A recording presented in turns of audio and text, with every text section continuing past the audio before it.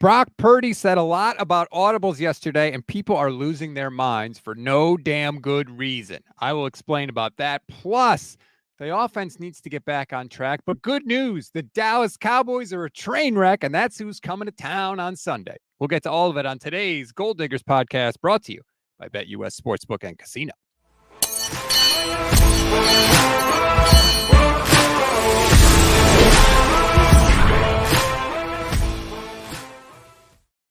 What is good, everybody? Welcome to the Gold Diggers podcast on the Gold Standard and the Fans First Sports Networks. I am Rob Stats Guerrera. She is Michelle Majuk. What's up, Michelle? Hey.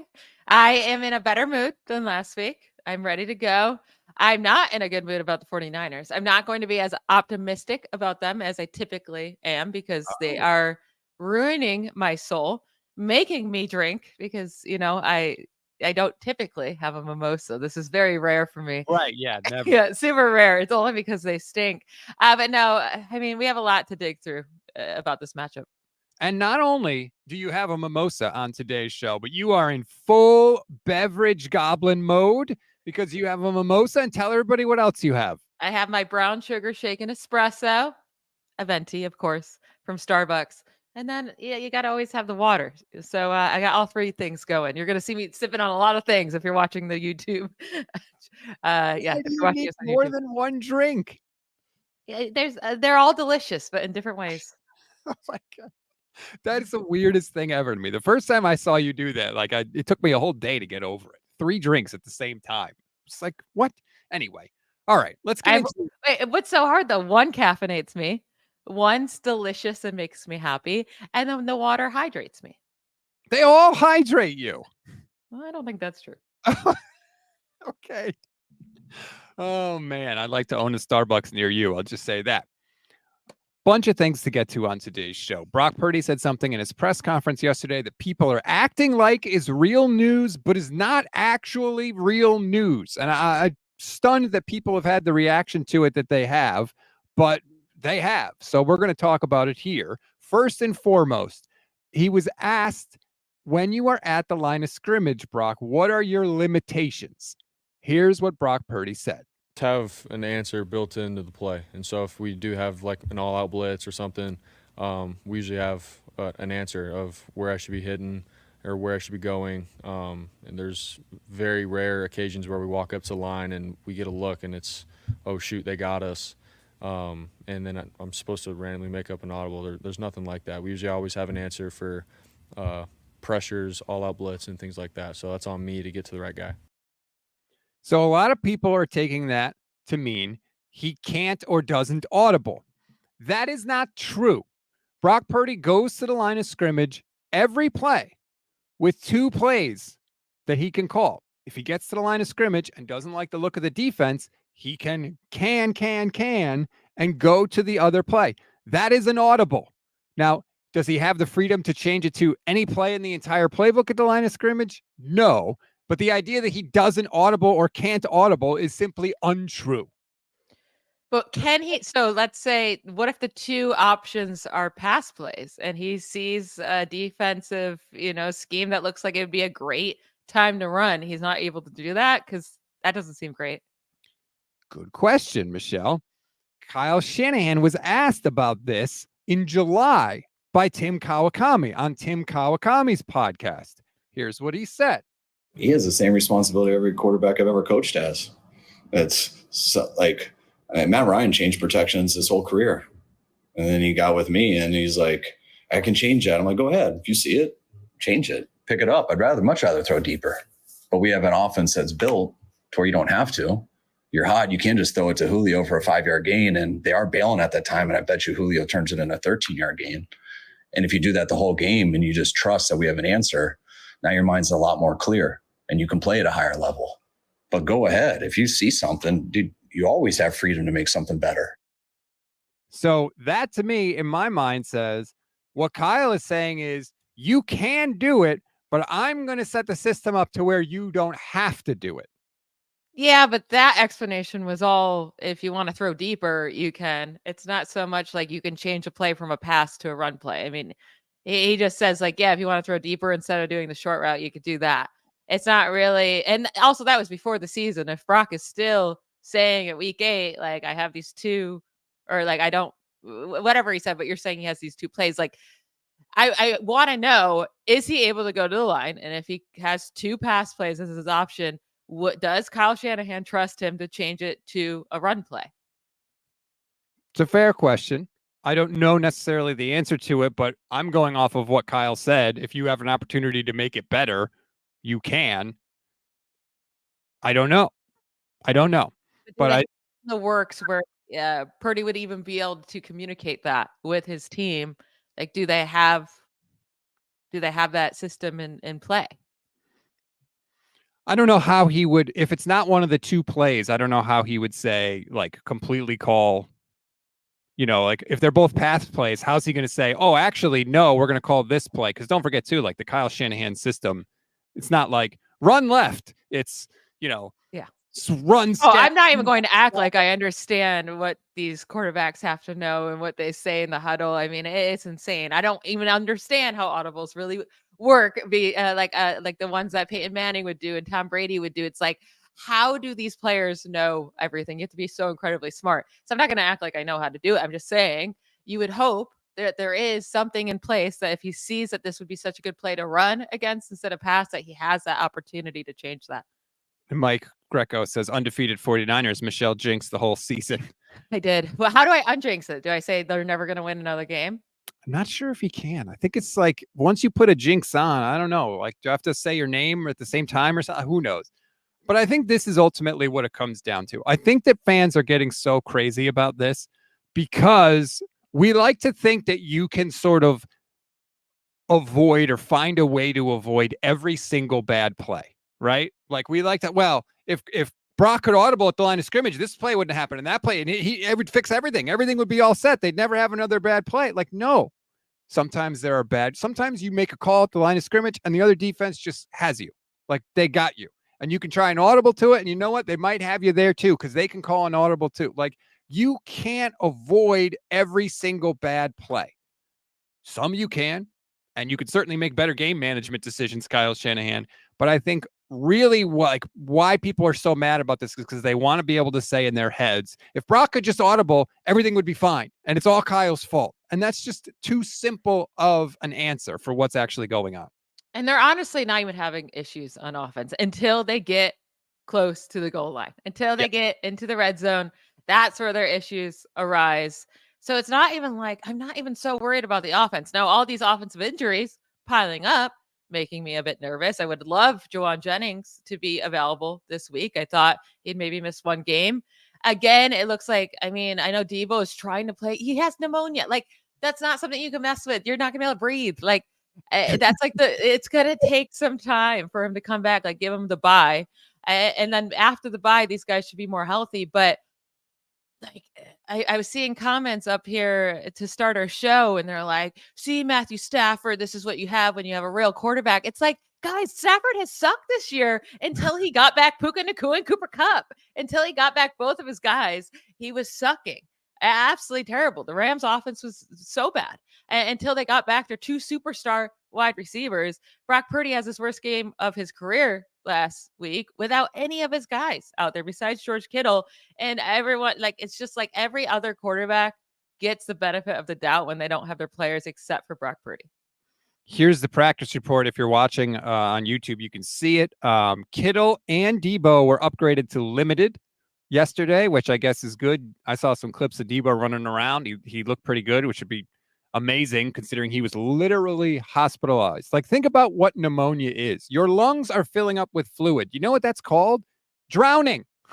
That's what that is called. And he had to go to the hospital to not drown. Like, that's scary. But who knows? He seems to be ramping up. Givens, Jauan Jennings, and Jake Moody were the only Niners that are still playing that didn't participate in practice yesterday. So we'll see. I think it's got to be a Cowing and Pearsall. Like, they're going to have to step up. They will have bigger roles. Now, if Deebo's there and Kittle's there, it's not going to be that much different. But if, who knows how long either one of them can play, if they get hurt during the game, whatever, they're going to have to step up. It's going to be a little different 49ers offense, I think. I think they need to run the ball 40 times.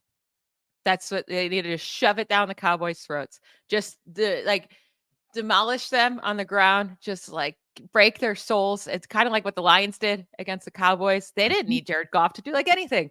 They just ran and ran and ran and ran. And it just was like they just destroyed the Cowboys. I want Jordan Mason to get 25 carries in this game. I want Brock Purdy to be scrambling, getting some yards. Get Isaac Guerrero in there. That's fine. Give him some carries. This should not be a heavy passing game at all. I agree with you. I think the 49ers will do that. I put out my theory yesterday. I don't know did you catch any of my show at 11 this week? Like 10 minutes of it. Okay. Gee, thanks. Here's my theory.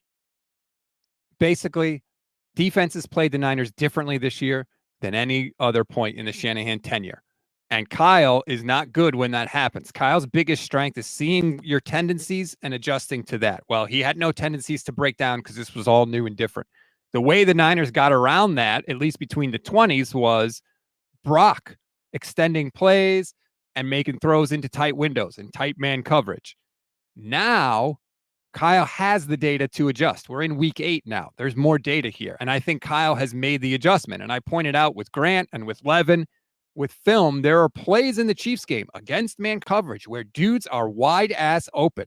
And Brock isn't throwing them the ball because I think he's still in that mode of trying to do it all himself and having to go beyond the system. And I think part of the whole meeting that he had with Brock after the game was him saying, like, dude, I figured it out. Trust me, I got it. Check the ball down and we'll be fine. Just hit the first open guy. You don't have to throw it deeper down the field and we're going to be okay. And that's exactly what I think is going to happen against the Cowboys. I think you're going to see Brock in rhythm. I think you're going to see Brock dropping back, hitting guys in stride, on time. And I think you're going to see a hell of a lot of broken tackles, and the Niners offense is going to look a lot better. I would love to say I agree with you, but who's he? If Deebo doesn't play, it's just Kittle then, right? Parsons looks like he's going to come back. That's unfortunate timing for the 49ers. I thought so. I don't think he practiced yesterday. Well, Deron Bland also was looking like he was going to come back. No? That I don't know. So 2 huge additions to their defense, if that's the case. Now, if Parsons does miss, that's huge then on the opposite side. But like, who is Purdy supposed to be connecting on quickly that he can trust?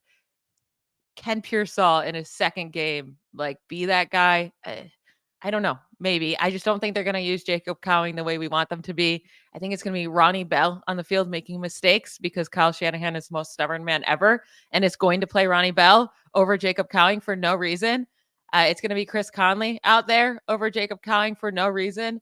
And if Deebo doesn't play, it's going to be really hard for them to get in the group. They just need to run. Adam Schefter tweeted, Micah Parsons did not practice Thursday due to his ankle injury, making it unlikely he'll be able to recover in time for the game against the 49ers. Now, unlikely is not out, so we have to wait and see.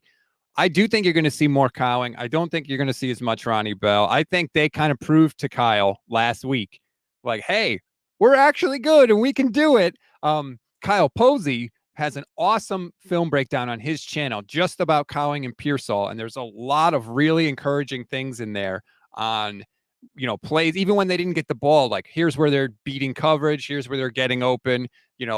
One of the throws, Pearsall does a really good job against press man coverage, but he doesn't get his head around fast enough because this is the NFL. This isn't college football anymore. Like, you got to make that adjustment. And Brock saw it and threw it. And like, there are things there to be excited about. I think that I hope that Deebo plays. If he plays and Kittle plays, that's your main focus in the passing game. You run it 1 billion times to Jordan Mason, and then you can use Jacob Cowing on like a gadget play. Give him an end around, a sweep, something like that. You can use Pearsall, as just kind of like what Jauan Jennings was when he was in his normal role. Like, there are ways to do it. I think they're going to do it. Maybe I'm a Shanahan homer. Maybe I'm looking through the rose-colored glasses. The Cowboys defense is not good, especially against the run. They're awful against the run. So this should be everything the 49ers want. Pound it with Jordan Mason. Short passes, breaking tackles, and then chunk plays with play action later in the game. It could be a very good Sunday for us, and it needs to be.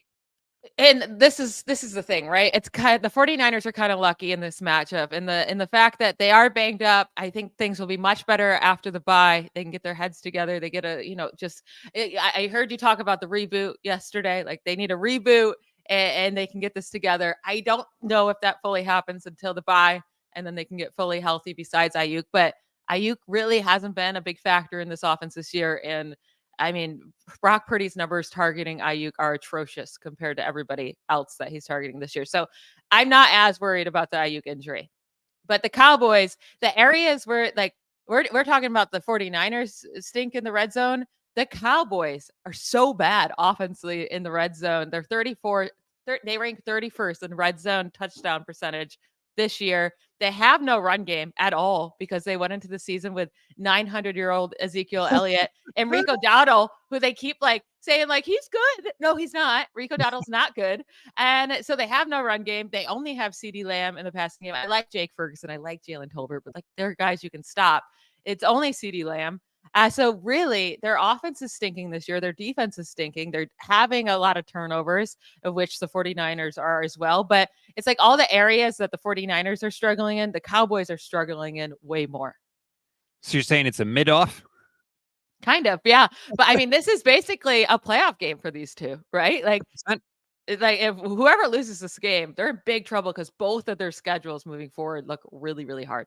The 49ers are in last place in the NFC West right now after the Rams win. On Sunday, if they win, they could be in first place, depending on how other things go. Like, that is, the NFC West is going to be a friggin' roller coaster this year, man. Buckle up, because there could be some highs and lows along the way. Corey Soto says, when I think of Purdy, I think of the law of total probability. So as the last pick, if he regresses and was a flash in the pan, the law bared out.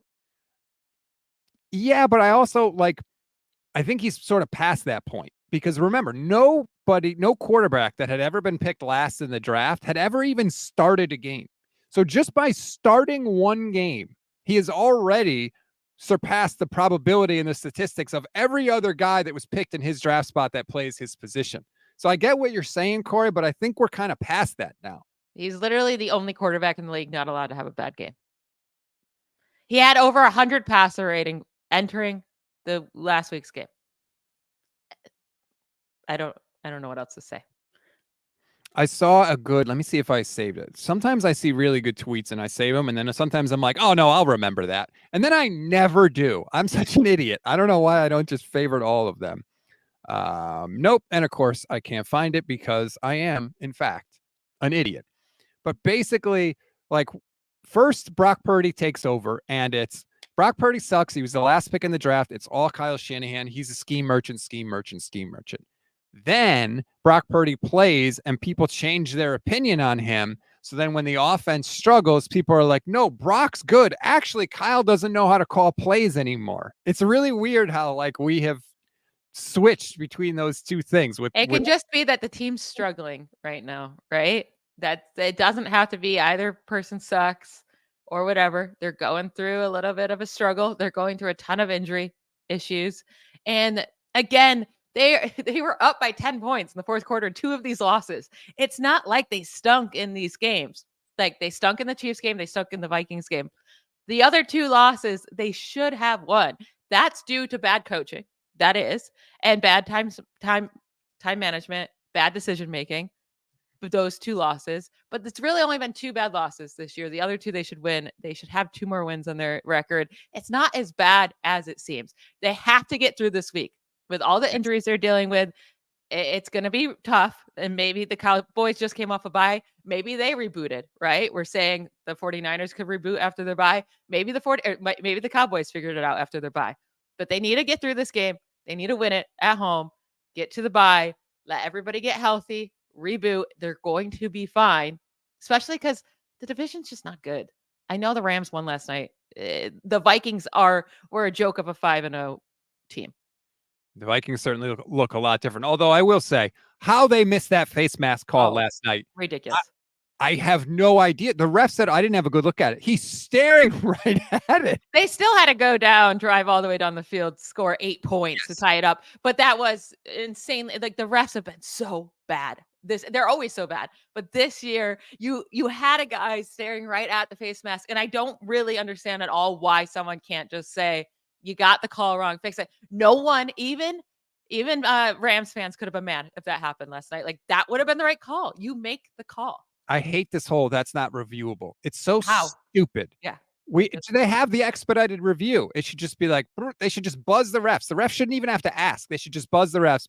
There was a face mask there. You missed it. Like, it's just not difficult at all. And look, I've been as harsh on Sam Darnold as anybody, but he's rolling away from that pressure. And the only reason he gets caught is because the guy yanks him by the face mask. Like, damn. And man. the defender was like, no, Right. like, what did I do? Like, he knew he did it. And the refs still were like, sucks to be you, Sam. Didn't see it. Frank Tavares says, I need me a mimosa. Well, too bad Michelle's had them all, so there's none left for you. Sorry. I'll share some with you. Here, take a sip. Corey says, there are certain variables, sure, but more time is also a variable. Michelle, 9 touchdowns, 8 turnovers. That's a bad year. Not to mention the missed touchdowns. He had 3 picks yesterday. Not yesterday, excuse me. Feels like yesterday because I've been rewatching the game every day. 3 picks Sunday, all in Chiefs territory. It was not good, but like, we're also in year 3 of Brock Purdy. Like, you're going to wait 3 years and now say, oh, see, now he's not good. Like, didn't we have to decide by now? I don't understand. Listen, if you don't want Brock, you could go be what the Dolphins have been the last 5. Yeah, I mean, Tua's been called a system quarterback, right? Is he? Because the Dolphins have literally died without him. Yeah, it's not been good. He's back. So, well, if he fixes this offense immediately, we're going to all have to apologize to Tua, because I also thought he was a system quarterback. But if he comes back and all of a sudden fixes this offense, then that's Mike McDaniel that's been leaning on Tua, not the other way around. Steve-O, that's a very inappropriate comment that I'm not going to read, but it did make me chuckle, so I put it on the screen. All right. Sorry, I couldn't resist. Before we get to the best bets, I want to let everybody know, we've been big fans of Homage. We love Homage. They were one of the first sponsors to jump on board when I went independent. And I got an email from them late last night, and they let me know about something that they have going on right now. And I thought it was really freaking cool. They always have cool jackets, but the trouble is when Homage has like the starter jackets, they sell out super fast. So it's really hard to get one. Well, they have a new jacket. It's a Jerry Rice jacket. If you're watching the stream right now, you can see it. It's the GOAT jacket. They've got a bunch of them. They're on the website right now. If you click the link in the description of this episode, it'll take you right there if you want to get one. It's first come, first serve. There's no lottery like they usually do it. So if you want one, you can get one now, but you got to act fast. Just click the link in the description. This thing is one of a kind. For sure. It's like the old school jacket with like the different kind of sleeves. It's got the Jerry Rice 80 on the back with the old school 49ers logo. I know that people are going to want this thing. They're not going to be available long. So if you want it, go and get it. And again, click the link in the description of the episode. Would you ever rock the Flash 80 jacket, Michelle? I mean, it's pretty sick. I might look kind of weird in it. I don't know if I could pull it off, but it is. I mean, that's a sick jacket. I love the old school starter jackets. Like that I'm old enough to remember when they were actual, like just jackets you could buy. And I always liked them. And this was pretty sweet. It's got his like career accomplishments sewn on the inside of the thing. That's pretty damn cool. There's a shot of Jerry wearing. I feel like it would look really cool without it zipped. Yeah. Well, yeah. I think they do look sort of better open. I don't know how warm they are, but if you're in California, I don't know how warm you need it to be. But I'm just saying, maybe go and check it out. I just wanted to get that in because they hit me up last night. And so I was like, you know what? People might want to know about this. So that is very cool. All right. Should we get into some best bets, Michelle? How are we doing with the best bets? Because I think I'm doing pretty good. Somebody on this show told you to take a bet at plus 1,100 last week, and it hit. Okay. It hit. We have hit some long shots this year. Yeah, and I have a long shot one that I want to go with, but we have hit some long shots this year. And I was making fun of you for your Mecole Hardman touchdown. I was like, that's never going to happen, but go ahead. And it hit. I mean, how embarrassing that they let Mecole Hardman score again. And he should have scored on that reception that he fell on as well. So there's 2 chances there for you to get it. Whatever. The 49ers letting me down all year long. Some of us saw it coming. That's all I'm saying. All right. Some of us saw it coming. Here's the thing. Michelle is super nice to me off the air. On the show, she's making fun of me. She's laughing at me. She's accusing me of wasting the money. You know, people don't know. Yeah, we're both smush faces off the show. That's true. Frank says, I'm taking a drink of Monster every time Michelle drinks her mimosa. Oh, shoot. What about every time I drink my coffee and my water? The two other beverages she's currently enjoying at this time. Ridiculous. That never makes sense to me. All right. Let's first start looking at the spread in this game. Niners are favored by 4.5 points. Are you going there? 4.5 is a lot. I probably am just staying away. I feel good that the 49ers will win, but it could be a close game. It could be a field goal game. If they run it 40 times like I want them to, then I think they could beat up on them like the Lions did. Are you taking it? I don't like that number. I hate 4.5. Like I just don't like that number at all. You've got to win by a touchdown. If you're up by 10 and a team kicks a field goal at the end because they're trying to come back, but the comeback fails, you still lose. That is just a very, very scary number for me. I don't think I would take Dallas to win, but I don't know. Here's the thing. When Kyle does win, if you want to take this bet, he usually wins by double digits. Like they usually kick the hell out of the teams. So if you think the Niners are going to win, I guess you could take it because Kyle usually wins by double digits, but I don't know. That number scares me away. There are other ways, safer ways I think you can bet your money this week. Yeah, I'm not taking it. I would rather take the points, like the combined points, because again, I am a little bit worried that the Cowboys are coming off a bye. And that if they're going to become a good team this year, it's going to be after they had the week to figure it out. Now, that doesn't mean that the 49ers still can't beat them, but it will mean that they're going to put up a harder game, a closer game. So I would maybe go with the points. What's the point total? The point total is 47. Yeah, I like that. I like that. Hopefully it's 47-0 49ers. Let me just say that. Yeah. But if you want to take that bet or any of the bets, please do it with BetUS. Go sign up for BetUS. You can receive 150% on your first deposit and 125% on your second and third deposits up to $2,000. All you need to do is use code YouTube150. That's BetUS. You get a deposit bonus. Just use code YouTube150. If you're going to do that, you can make some money. We have been on fire with the bets this year. I'm very proud of us. Sometimes we've had dry spells like everybody else, but I feel like this year we are pretty good. How many bets do you have for us this week? I have 5. Now, only involving 3 players because I have 3 bets I like for Jordan Mason. Should we get into Jordan Mason first? Yeah, we should, because he's on my list too. I mean, yes, please give me all the Jordan Mason you can handle this week. Okay, so the bottom one, the safest one, just to start here, it's a Jordan Mason over 83.5 rushing yards. It's at -115, so you're not making a ton off of this bet.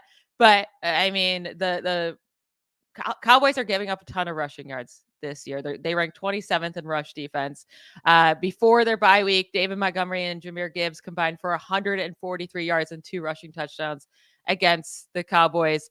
So like, I think he's going to have a huge game. I think they should run a ton, but I also like his 2 touchdown anytime score. So that's at +300. Again, David Montgomery scored 2 touchdowns against them in week 6. Earlier in the year, Derrick Henry put up 151 yards and 2 touchdowns against them. And then Alvin Kamara had 115 rushing yards and 3 rushing touchdowns against them also earlier in the year. So if you want to get crazy, you can also go with the 120 rushing yards and 2+ rushing touchdowns for Jordan Mason for +1,200. Oof. And I kind of really like it. I love that. That means you could bet $10 and win $120. Yeah, I don't know. That 120 is a lot, but I mean, if anybody could do it, he could do it. The 2 touchdown thing at that number at +300, I really like that. I had written down Jordan Mason over 83.5. First of all, you're not playing the Chiefs this week, okay? And Jordan Mason had more rushing yards against the Chiefs than any running back has had this entire season. And he did it in basically one half, because the first half he had 5 carries for 3 yards. So, like, the Niners can still run the ball. They struggled last week in the first half. They turned it around in the second half. They're not going to struggle this week. And if you're Kyle Shanahan, I don't care if the Cowboys come out with 5 guys on the line of scrimmage, 6 guys in the box, 7, 8. I don't care. Run it anyway. They can't stop it. They've been trying to do it all year. They can't stop it. This should absolutely be the Jordan Mason game for the 49ers. Run him forever. Because especially if you think that Christian McCaffrey is coming back after the bye, like he's going to have opportunity to rest up and heal up. Run him into the ground, Kyle. Literally, like with Christian McCaffrey coming back, you're not so worried about Jordan Mason's usage. Obviously, you don't want him to get hurt, but he should have at least 20 carries in this game. We've already seen him hit 120 rushing yards twice this year, so it's not like we haven't seen him do this. I feel like he was going to do it in week 6 as well before he went. I mean, he already had 73 rushing yards before he went down with the injury prior to halftime. So I listen, 120 rushing yards, 2 rushing touchdowns, write it down. Plus 1,200 odds. Let's go, baby. Nick Roman on Facebook says, if we don't win this week, I 100% think we should be sellers at the deadline. I don't want to limp it to mediocrity. We need blue chip players for the future. I do think the next 2 weeks will dictate a lot of that, especially this week too. Who are they selling? They could sell Charvarius Ward. They could, in theory, sell Diamador Lenore, although I hope they don't because I want them to re-sign him. Leonard Floyd could be another sell candidate. They would have to take a big cap hit, but if they wanted to, they could sell Deebo or maybe even Kittle. There's options there if they want to do it. But that's why they got to win this week because I don't want to have those conversations. That's not a reality that I want to live in. I do have another Jordan Mason bet that I like, Michelle. Jordan Mason over 1.5 receptions for the game. Because like I said, I think you're going to see check down Brock this week. I think Kyle is drilling into his head this week. Don't force it. When you don't turn it over, we win. Check it down, hit the open guy, and you'll be fine. And I think you might see a screen or 2 also in the game. So it's only if he gets 2 catches, you win the bet. And I just think he's going to do it. I had it before. Let me see if I can pull up the number on it because, like I said, it's such a small number. Of course, now I can't find it, but I will keep looking for it. But I'm going Jordan Mason, at least 2 catches in the game. Are you with me? I mean, he had 2 catches last week. He's had 2 catches in 3 of the last 5 games. He had 1 catch in that Seahawks game. Again, he didn't play the second half. So, yeah, I mean, I think he can get 2 receptions. The wide receivers are broken right now. They need him. Like, I do think he's capable of catching a ball and doing something after the catch. They don't have to be like, we don't have Christian McCaffrey, can't use a running back in the passing game. So, yeah, I think he's a necessity this week as a pass catcher. I would go as far, like, if you can keep going up, because there's on the Bet US, you can like go to the different, like you could slide through to go higher in bets.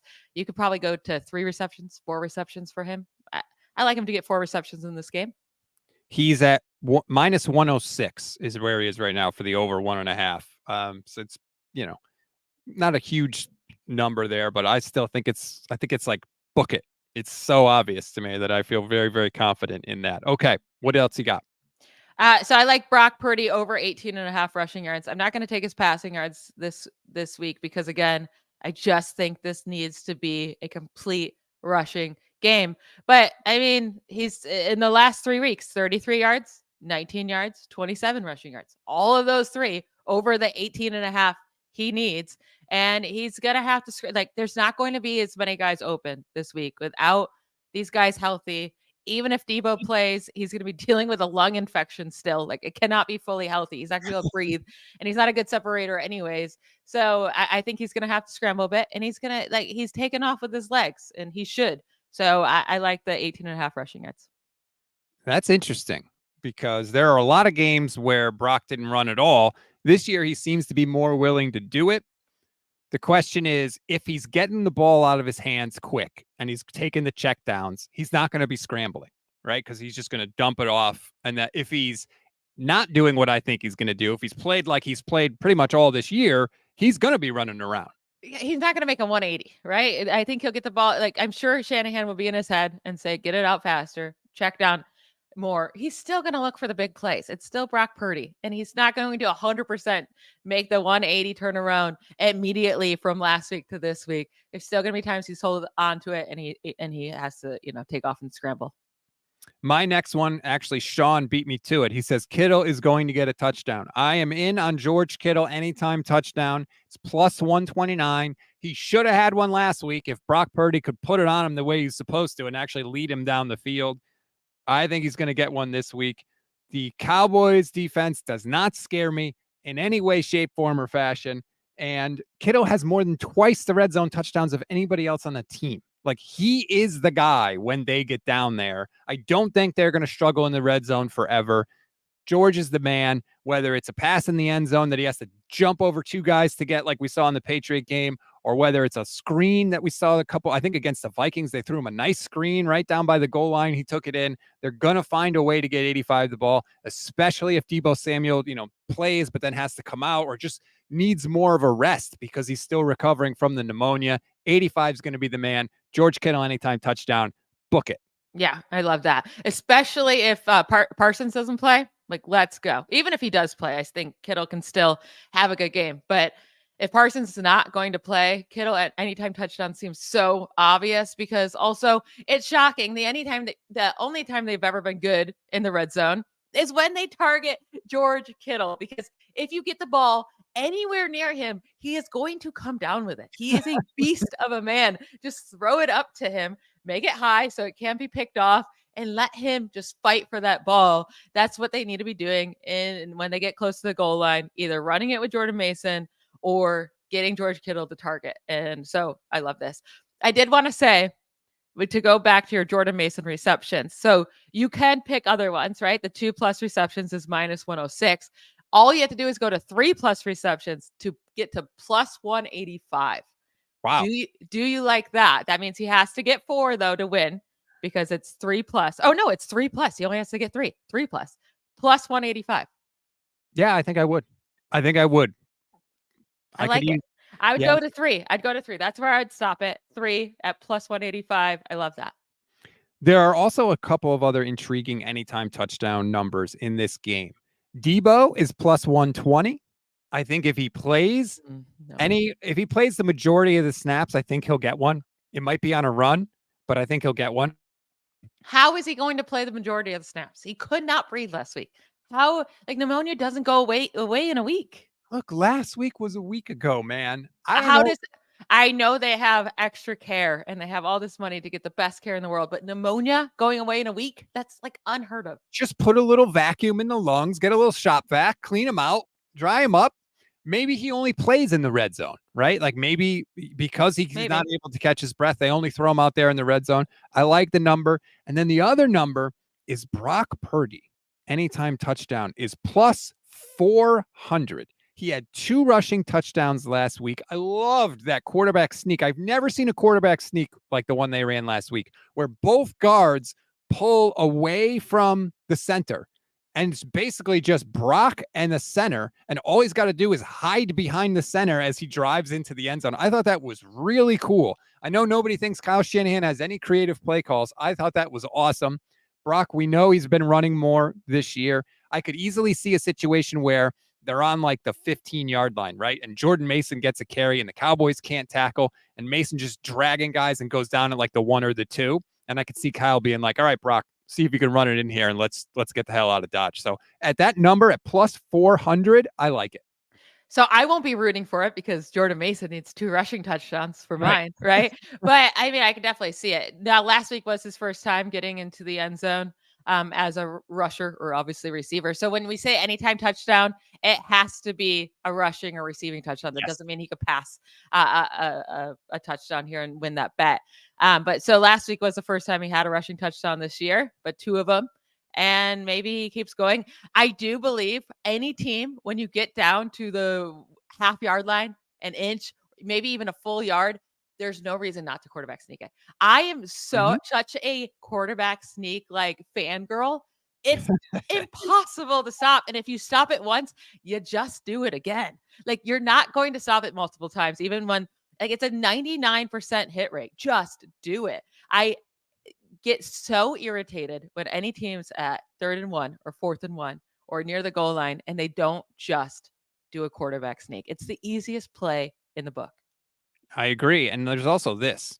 Jordan Mason inside the 5-yard line this year. 7 carries, -1 yard, 1 touchdown. This is what I'm Hey. talking about. We miss Christian McCaffrey. Maybe let 13 carry the ball in, like instead of doing a pitch to Jordan Mason where all of a sudden you're going 5 yards backwards and he has to gain 5 yards just to get to the line of scrimmage, just go forward an inch with Brock Purdy. Maybe, give that a try. We'll see. It's so weird because Mason is so physical and he runs so hard, but it feels like in those short situations where they really need a yard from him, he's just not good in that area. I don't think it's him. I think it's the line just getting their ass kicked. Like Maybe. on a short yardage play. A lot of it is the line, yeah. Yeah, I just feel like it's more on the line than him. Frank Tavares, new YouTube channel member. Thank you so much, Frank. You got the fist pump before. I think he's been drinking that mimosa. It's slowly turning Frank to our side, but we'll take it. If you want to become a YouTube channel member, it's less than $3 a month. Please do it. It's a great way to support the channel. You get custom emojis, membership badges, priority comment response. There have been a lot of people that have been joined for over a year, which is incredible to me. It means so much to me. So thank you, everybody that has done that. I have one more Brock Purdy bet, Michelle. And I got bad news. The interception. No, it's an under. Oh. I'm taking Brock Purdy under 30.5 pass attempts. Yeah. Some of this is with my heart because I want the 49ers to run the hell out of the ball. And just for full clarification, I should have mentioned this earlier. The Cowboys defense is giving up 0.16 EPA per play against the run. Not only is that the most inefficient against the run in the league, it would also be, it's more efficient to run the ball against the Cowboys than it is to pass the ball against the Cowboys for almost every offense in the league. There's like 5 offenses where passing the ball would be more efficient. That's how bad the Cowboys run defense is. It's hideously bad. So I want them to hand the ball to Jordan Mason all night long. And I think that because of that, Brock won't have 31 passing attempts because they're just going to run the ball up and down the field. And I think when Brock does pass, he's going to be picking up chunk yardage. So they're going to be gaining so many yards on the passes that he completes that he's not going to need a bunch of attempts to get up and down the field. So I'm taking Brock Purdy under 30.5 passing attempts. I mean, he's done that 4 out of 7 games so far. So the probability is on your side. And one of those games that he didn't do it, 31 exactly against the Chiefs because they were losing by a lot and he had to pass a lot. So yeah, I like this, especially if we think they're going to win. I mean, because in all the wins, he's had 28 passing attempts, 27 and 29. Because when you win, you get to run the ball more, especially at the end of the game. And then also, like, if they're going to win this game, Brock Purdy doesn't have 30 passing attempts. Like, that's what I'm just going to say with my chest out. If he has more than 30 passing attempts, I think there's a very low chance that they win this game.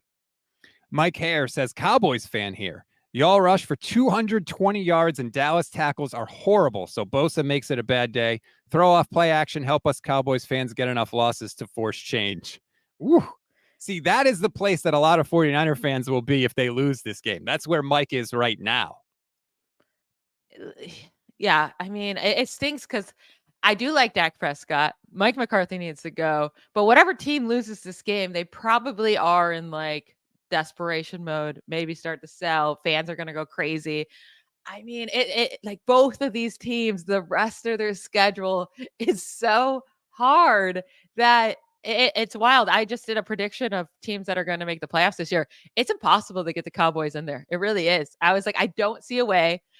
Obviously, if they win this 49ers game, it's going to be different, but I think the 49ers are going to win. The Cowboys schedule after the 49ers, the Falcons, the Eagles, the Texans, the Commanders who have been on fire, the Bengals, the Eagles again, the Commanders again. I think the Cowboys might be missing the playoffs this year if they don't win this game. Rolando says, Rob, I love your optimism, but the season is an absolute shambles. It's okay to accept. Plus, in my opinion, Kyle will undoubtedly let us down as usual when it matters most. The season is not in shambles. The Rams right now have the exact same record as the 49ers. Go watch a Rams stream. Not now. This is our time.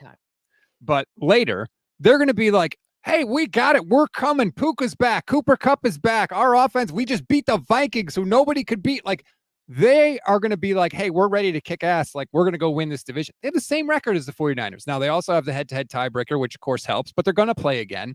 Like, it's not good right now. I'm not here to tell you it's good, but it is not over by any stretch of the imagination. If they win Sunday, they go into the bye 4-4. They could possibly be in first place in their division, and everything that they want could still be on the table for them. And that's not me being rose-colored glasses guy. That's just reality. They win against the Cowboys. They have the bye week to reboot, like we keep saying. They get their guys healthy. Kittle gets a week to, get his foot in check.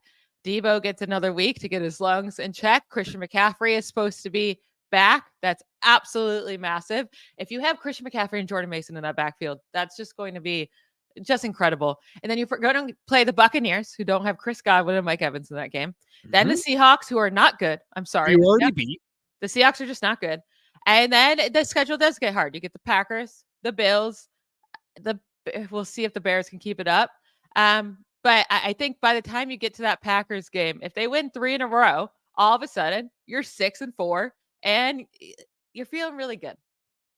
Right. Like, again, it's not going to be easy, and they could very easily lose to the Packers and lose to the Bills. Who knows what's going to happen? But to sit here and say right now that the season is in shambles, it's not. It could be if they lose to the Cowboys, but right now it's not. And if they win for the Cowboys, you could see the arrow pointing up, I feel like, in a big way. Plus, you know how it's going to go down, Michelle. If the Niners have a great game against the Cowboys, it's Sunday Night Football, it's prime time, everyone's watching. What are they going to say? They're going to say, here come the 49ers. They figured it out. Christian McCaffrey's coming back. They were 3-5 a couple of years ago, and they made, that will be the narrative if they win. So again, they only need 9 or 10 wins to win this division. I really think that. I get the Rams had a good game last night. I don't think the Vikings are all that great. They're the whole reason that they were 5-0 is they were getting insane amount of turnovers on defense, like an insane amount that was always going to regress. And they were always putting Sam Darnold at the 20-yard line where he had to get 20 yards to score. And I agree. Sam Darnold looks much better this year. But like the Rams still, they don't have that good of a defense. They're not that scary. I still think maybe they trade Cooper Kupp away. But I'm not worried about the Rams. I'm not worried about the Seahawks. We definitely don't have to worry about the Cardinals. They're going to win this division. And then that's all you have to do, right? You just have to get into the playoffs. That's what I keep saying. And then anything can happen. Jerry Rice said it earlier this week. Just get into the playoffs and the season starts over. And that's exactly the way to look at it, right? Because once you're in the playoffs, who gives a crap what happened in the regular season? If you lost the game to the Cardinals and the Rams that you should have won, doesn't matter. Doesn't matter.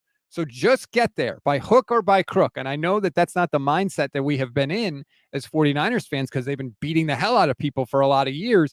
This is a different team. They're in a different place, but it doesn't mean they can't do it. They just have to do it a different way. Yep. And one thing we haven't mentioned, Michelle, we haven't mentioned special teams. Cowboys special teams are number 1 in the league, I believe, in DVOA. Well, Niners that could be the difference maker. Yes. The Niners are dead last. Now, one weird thing, Brandon Aubrey, the kicker everyone loves to cite when they want to bash Jake Moody, hasn't been practicing all week because he has jury duty, which is unbelievable. The Cowboys tried to get him out of it. Apparently he said, no, I want to do this. Now he's going to play in the game. And supposedly the Cowboys have a plan. He's going to practice his kicks after he gets out of court and all that. But I've never heard of an NFL player having to serve jury duty and not being able to practice during a week.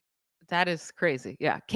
My wife was able to get out of jury duty because it was football season. And she was like, hey, I'm a contracted. This is when I make all my money. And they let her do it at a different time. Mm-hmm. Have you ever actually been on a jury? No, I haven't. Have you? I was picked, but they settled the day of, I think, that its trial was supposed to start. They settled.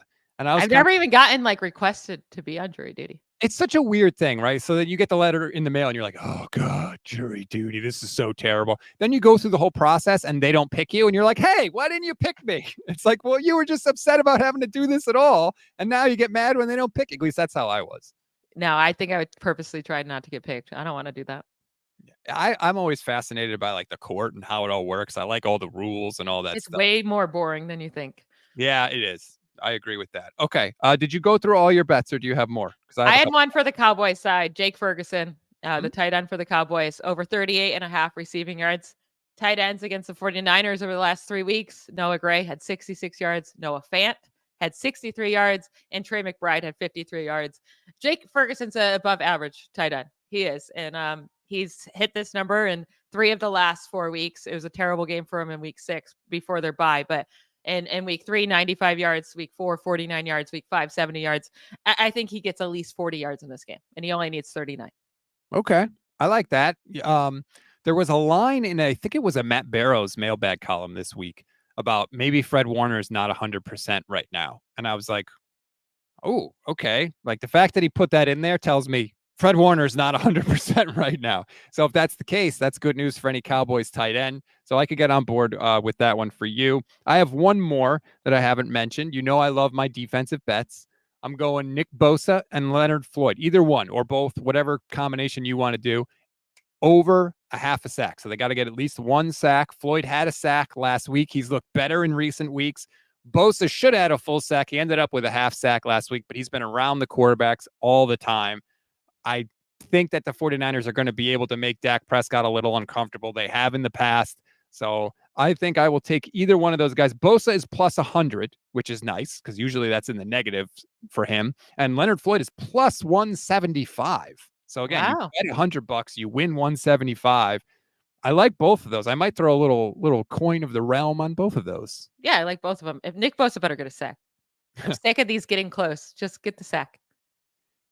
That would be nice. I mean, both of them would be nice. The whole point was that they were supposed to congest things for quarterbacks, and really it's been mostly Bosa this year. Floyd is, like I said, I think he's come on a little lately, but I'd like to see more of that, and maybe this is the week that he gets it done. Plus, the Niners usually play pretty well on prime time. So I'm going to go with that. Those are my bets. I've got the sack bet that I just said, Brock Purdy under 30.5 attempts, Kittle anytime touchdown, Jordan Mason over 83.5 rushing yards, and Jordan Mason over 1.5 receiving yards. I have Jake Ferguson over 38.5 receiving yards, Brock Purdy over 18.5 rushing yards. I love that one. And then Jordan Mason. If you want to get the craziest, you go with the 120 rushing yards and 2 rushing touchdowns for plus 1,200. You bet $100, you win $1,200. Or, if you don't want to get crazy, bet $100, you can bet 10 to win $120. Or if you want to just do just the touchdowns and not the 120 rushing yards, that's plus 300. That's nice as well. And then for just his line, 83.5 rushing yards, that's a great one as well. And there are a lot of cheap, I don't want to say cheap, but like little parlays that go along with what we're saying. Like Jordan Mason, 85 rushing yards and a touchdown is plus 174. George Kittle and a touchdown and 49ers to win is plus 181. Jordan Mason, 100 yards and Niners win, plus 192. So if you like some of these individual bets and you think the Niners are going to win, package them up, win more money. Absolutely. We love more money. Yeah, and we've been pretty good. Again, we've been solid for you this year. A lot of people, there was actually a review on Apple Pods that I saw, Michelle, where someone specifically thanked you for making them money this year. Listen, this is what I want. If Mason comes up with 120 rushing yards and 2 rushing touchdowns, I want people to come to the after show. I won't be there, but I want people to come with their mimosas and just be friendly and happy if they win, of course. And just like give me all the compliments, even though I'm not there. That's what I want. That's what I ask. Yeah, Big Metal said Mondays are excellent. He went through the whole week and then said Michelle is a rock star. Great information and helps you win money. 5-star review, great show, and cool concept. So thank you very much, Big Metal. We appreciate it. It really does help when you leave 5-star ratings and reviews on Apple Pods. That's how the charts are determined. It's the comments, it's the ratings. So please, please, please go to Apple Pods and boost us up because we are not the number one 49ers podcast right now. And we ridiculous. We should be. We're the best out there. That's right, damn it. Step it up, everybody. What can we say? All right, Michelle, I always ask you on Friday, what are your plans for the weekend? Social Butterfly. So I have a friend's birthday party tonight. We're going to Chicken and Pickle, which is like a pickleball place. But she's having a party there. So playing some pickleball while we celebrate a friend's birthday. And that's what I'm doing tonight. Very cool. What am I doing tonight? Nothing.